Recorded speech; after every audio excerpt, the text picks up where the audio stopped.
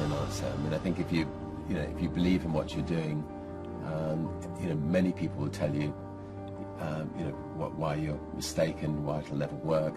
But if you really believe passionately in what you're doing, just keep going, keep pushing on, and then if you don't succeed, pick yourself up and try again, and ultimately, if you're that determined, you will succeed in life.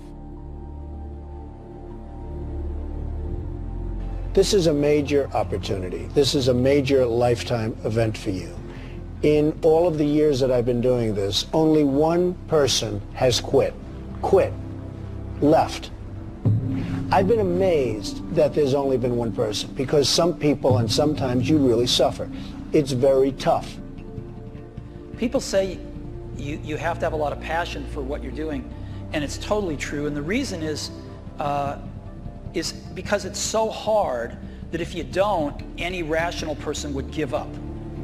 It's really hard, and you have to do it over a sustained period of time. So if you don't love it, if you're not having fun doing it, and you don't really love it, you're going to give up.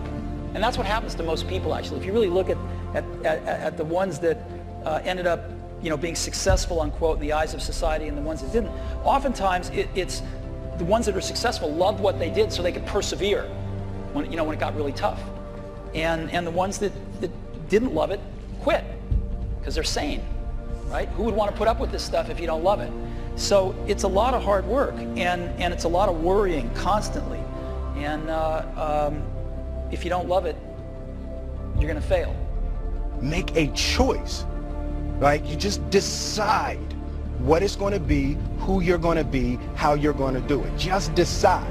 And then from that point, the universe is going to get out your way. Because it's only about 1% of people have the ability to really take risks, entrepreneurial risks. 99% of the population can work for a business once it's established. Only 1% have the courage and the ability to actually make the entrepreneurial breakthroughs that create those jobs. Somebody said to me, what did you learn from your father? And what I learned from my father is that work can make you happy. Really can make you happy. But you have to love what you do. You're meeting your must, my friends. Maybe it's time to change your must. Some people's must is to survive. Some people's must is to be okay. Some people's must is to have freedom. Some people's must is to have more than they could possibly spend. Some people's must is to take care of everybody around them. Whatever your must is, you're going to get it. Think how your life would be different if you raised the standard of what you expected from yourself, not your people, yourself, to that level. How things could shift. It's all about changing your shoulds to musts. It's all about going back and saying, this is how it's going to be. I have an unfair advantage, I went to war. And at war, I'm alive because other guys died for me. When you see stuff like that, how can I quit? Most guys are just wimps, pussies, cowards. They don't have it. In the beginning, we went to every single label, and every single label shut their door on us. The genius thing that we did was we didn't give up. Let me tell you something you already know. The world ain't all sunshine and rainbows. It's a very mean and nasty place, and I don't care how tough you are, it will beat you to your knees and keep you there permanently if you let it.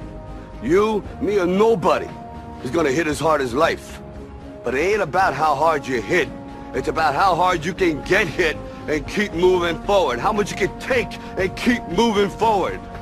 That's how winning is done. Now, if you know what you're worth, now go out and get what you're worth. But you gotta be willing to take the hits and not pointing fingers saying you ain't where you want to be because of him or her or anybody. Cowards do that, and that ain't you. You're better than that.